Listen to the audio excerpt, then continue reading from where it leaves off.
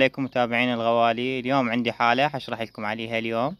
هاي الحالة مصابة بالاسم القمل الأبيض اللي هو فاش وبيها أمايات يعني كبار حمر. القمل يستنزف الجسم كله، يبلش يسولك الطير، يسحب الدم مالته لحد ما ينهي. خصوصا الفاش طبعا ما يتعالج، يعني يتأخر إلا يبلش ينبت، يلا إلا يبلش ورا ما يصير بيه يعني حياة يلا يموت. بس افضل علاجين استخدمتني يعني عن تجربة علاجات. العلاج الاول علاج مروان البازي مال قمل محمية وقمل جسم. القمل المحمية يرش على تراب او على المكانات اللي هي تنام، اللي هن يقعدن عليه، هن اسم الدجاج يصعد عليه. والقمل الجسم يرش بثلاث مكانات. يرش جوا الجناح منا جناح منا والجناح منانه وجو المخرج. بقى اشوفكم جوا المخرج شوف شلون متكون. شوفوا الكورة اللي صايرة جوا المخرج. طبعا بس راح اوقف التصوير شوية واشوفكم جوا المخرج.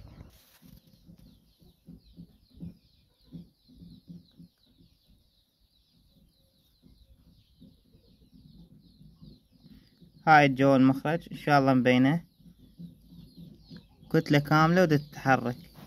بس انه تحركن ما بقى بمكان ثابت، اول ما فتحت الجسم تحركن. هاي وحدة مبينة، هاي ان شاء الله تبين. تحرك ما يبقى ثابت.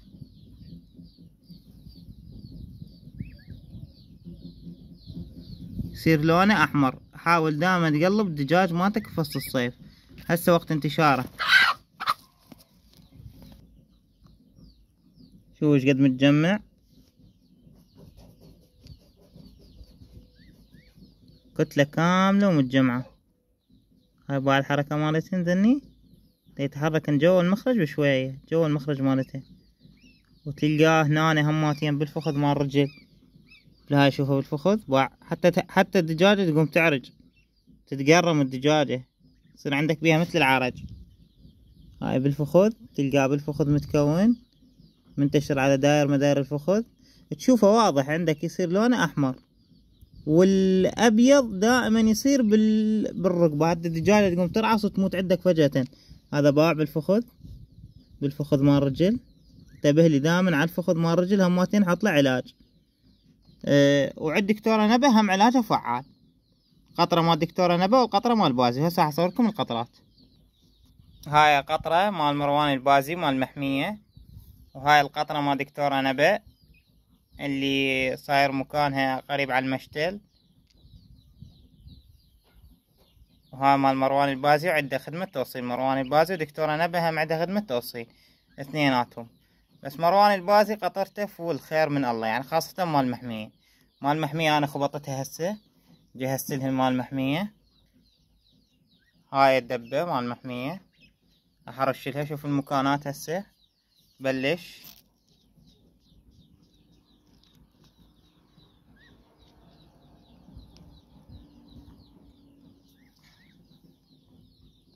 راح اخلي القطرات قدامكم. هاي جو المخرج من هنا، هاي اول نقطة جوا مخرجها بالضبط.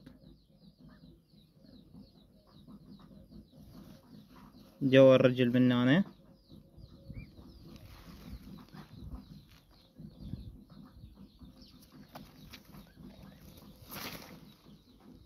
هذا الفخذ مال الرجل،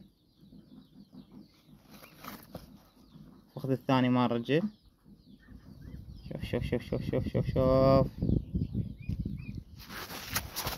شلون يتحرك خراب ليس.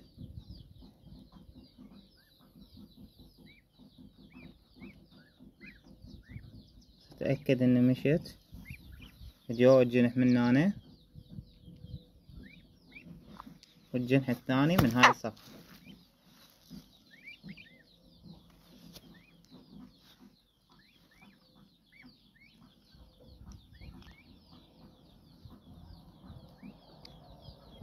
وهذا راح ارشلها من هذا الفاش.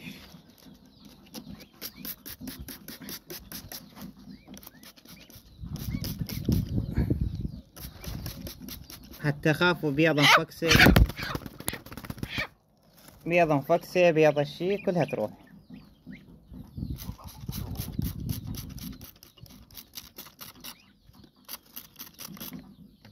وارجع ارش المكان مالتي.